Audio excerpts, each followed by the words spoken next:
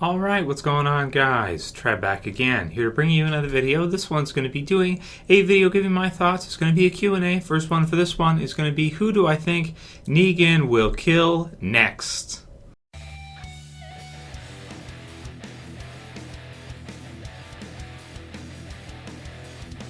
And this one will contain some spoilers, so heads up. Not for the TV series directly, like no leaked spoilers or inside info or anything like that, but based on the comic book series. So after the huge, premiere for The Walking Dead Season 7, after the double death at the hands of Negan, a question that comes up a lot that I've seen quite a bit is, Trev, who do you think Negan is going to kill after this? So after he does the double kill in the premiere, who's he going to kill next? Now, I didn't do this video a couple weeks because we had the Kingdom coming up. We had the Cell, which was at the Sanctuary. But finally now with Episode 4, Service, we're going to get to see Negan interact with, the Alexandrians again, and Rick and the Survivors.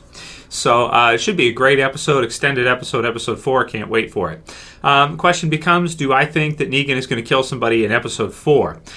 Which many people have already asked. So there is a death that should be coming up based on the comic book series in Alexandria, but do I think it's going to be in Episode 4? For me personally, I feel like this is too early if they were going to have Negan kill someone else already. I think it's going to be a little further down the road. It could be mid-season finale, because we can usually expect to see some pretty big deaths for mid-season finale or leading up to mid-season finale. Second half season premiere, mid-season premiere, that kind of thing. You're looking for deaths around that time range. I'd be pretty surprised if they had Negan kill somebody this weekend in Episode 4 Service. So in the Walking Dead comic book series, there is a character that kind of goes to Negan. I'll leave the name out of it for those of you who don't want to know. And kind of questions Rick's leadership, questions the decisions Rick have been made, and Negan guts him in Alexandria. It just flat out guts him. So how will that be translated to the TV series? We'll have to see. Will they do it verbatim? Will they change it? I personally think they'll probably keep it, because I think Kirkman is very fond of the scene. He's even gone so far as to make jokes to it in Q&As, interviews, that kind of thing.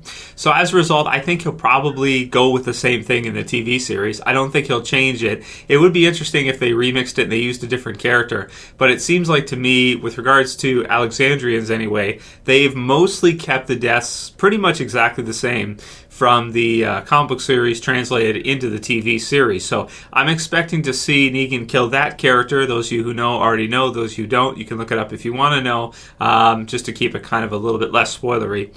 I think we'll probably see that death around the mid-season finale range, or at least maybe episode at 7, 8, that kind of range. But my prediction personally is that the death will be pretty much verbatim from the comic books. It will be very similar. The events surrounding it might be a little bit different, but I think the death is going to stand, and I think that Negan will be killing an Alexandrian going forward. So same as in the comics, I think. But we'll see. You guys can write your comments below. Let me know what you think, and if you think that they will change it or they'll keep it the same for Negan's next kill. And I do think that will be Negan's next major kill. I mean, he may kill zombies. We may see him punish some saviors, but I think that will be his next kill, and I think it'll be mid-season finale range. Next one is from Eric Wold. He says, Q&A, you did not bring up Sherri's pregnancy during the review, her pregnancy test. What are your thoughts on this? So that's one of the reasons why I like to do the Q&As with you guys. My reviews are already 13, 14 minutes long at least. Sometimes I go up to 15, sometimes I go to 20, and there's still stuff that we don't always get to touch on in the reviews because there's so many scenes and all the different episodes, and it's hard to comment on every single little one. Otherwise, the reviews would be more like 40 minutes to an hour, and nobody would want to watch them. So with Sherri, so she's not pregnant, but we know Negan's been doing it. So it definitely does add to Dwight as a character and kind of his motivations and how he feels when you have conversations like that between him and Sherri, and kind of how he feels towards Negan. People see this one differently depending on the person. The way I see Dwight and how he looks at Negan is that he does hate Negan because, of course, what Negan is doing, but he respects him, he fears him, he sees it as the only way to go, and so it's like it's all he knows. He doesn't realize that, as we've seen from our point of view, other survivors out there can actually do pretty good if they just get used to kind of the world and the road. If they get used to it, they find a place that they can maybe hunker down. A guy and a girl could do, probably pretty good if they go off in a place like the cheesemaker there in the woods, Eastman, where Morgan stayed. Maybe get themselves a place like that. Travis from Fear the Walking Dead had a good idea. You get maybe some farmland, you get some chickens or whatever, and maybe away from the major cities, and you could probably do pretty good for yourself. It'd probably be fine. Have a little family, whatever. But he got scared, and me personally, that's why I don't really like Dwight too much. I don't really respect that. I think, earn it, go for it, or forget about it. In this life, you gotta make it, or you either make it or you don't. Crawling back to Negan is. Anyway, everyone's different on Dwight and how they feel about Dwight. Some people sympathize with him. They see it as like, okay, yeah. Me personally, I'm like, I don't know. But then again, you got Sherri. She's got a condition, so that makes things harder. I don't know. It's different people see it different ways. So, and Negan's kind of the man in this situation, if you want to call him that. So Dwight's kneeling to the man. Daryl refuses to. Got to respect Daryl for that. I personally thought he was going to, and I still think he might. What choice does he really have? So we'll see. Matthew Craker says, Trev, do you think there was an attack on Alexandria while the group was gone? Great question from Matthew. That was something that we were wondering, because in the comic book series there is an attack on Alexandria while the group is gone. From Dwight, it's kind of remixed in that.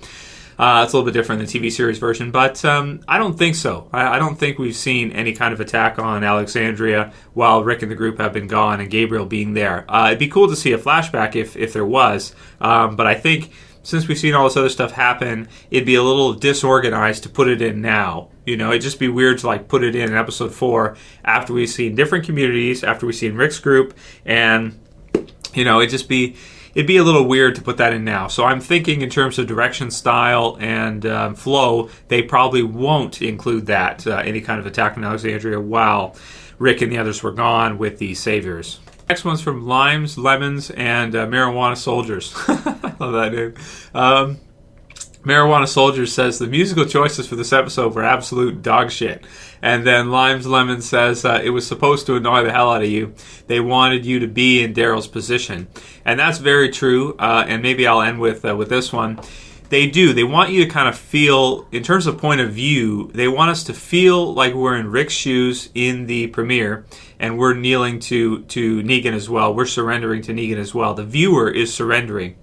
Then they also want us to feel with Daryl's episode, The Cell, that we are in prison as well. So we're watching it through. It probably isn't that enjoyable of an experience to be in the cell like that and to hear that music and to kind of be under that torture. But that's kind of what they want us to feel. They want us to feel it from the character's perspective, so that emotionally we understand the decisions they make. We understand their motivations. We understand how the characters change because we're right there with them, almost in their shoes, feeling the way they feel. So the music, Easy Street, it's supposed to be annoying, and it is. You feel for Daryl. The sad music and the Polaroid and everything.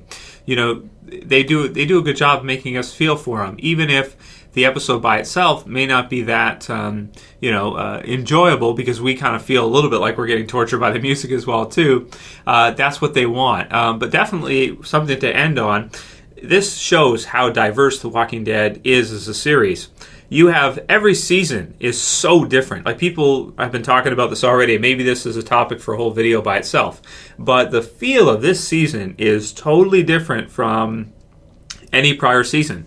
If you look at season 6 and how we go in with the zombie herd, and then you've got all kinds of action as it's going through, and you've got Glenn and Nicholas getting trapped, and Thank You. You've got Michonne and all the others kind of fighting off the zombies. You've got all this stuff. It's like a monster movie type of feel. You've got, maybe season 5, they're on the road. They got this different stuff happening. No sanctuary in that. This season, season 4, season 3, season 2, season 1. I mean, this season feels so different than the previous seasons, because we're getting these kind of bottle point of view episodes, from each one.